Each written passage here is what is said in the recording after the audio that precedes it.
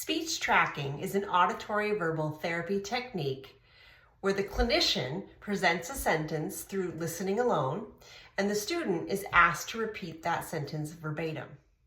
It's a higher level activity, typically for auditory skill development, used with students that are deaf and hard of hearing, particularly those with cochlear implant. In addition to giving the clinician insight into what the student is and is not hearing, it also helps them understand the student's grasp on English grammar, such as morphological markers, word order, function word. For more information on some of the hows and whys and do's and don'ts, check out heatherslpideas.blogspot.com. Now that said, speech tracking activities can be a little bit boring, simply repeating sentences.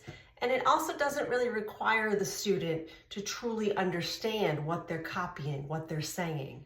So I like to use some materials like I'm about to show you that make it a little more motivating, make comprehension required, and kind of give them a reason. So for winter, I found this great activity on Teachers Pay Teachers made by Speech with Sharon for fact versus opinion.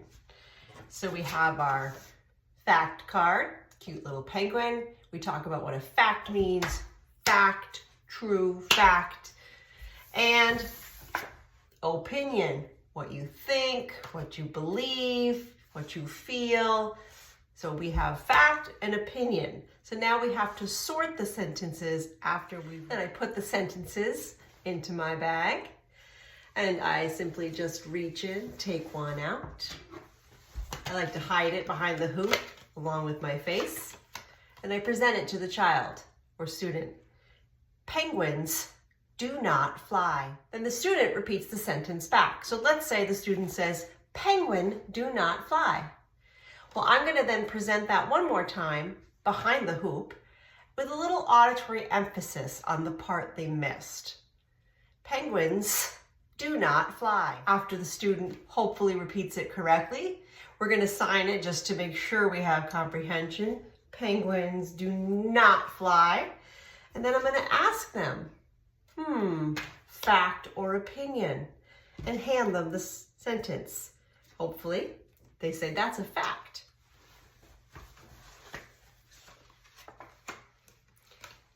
It is fun to make a snowman.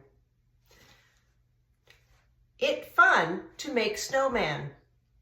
Again, I'm going to repeat it back with a little emphasis on the parts they missed. It is fun to make a snowman. That's right.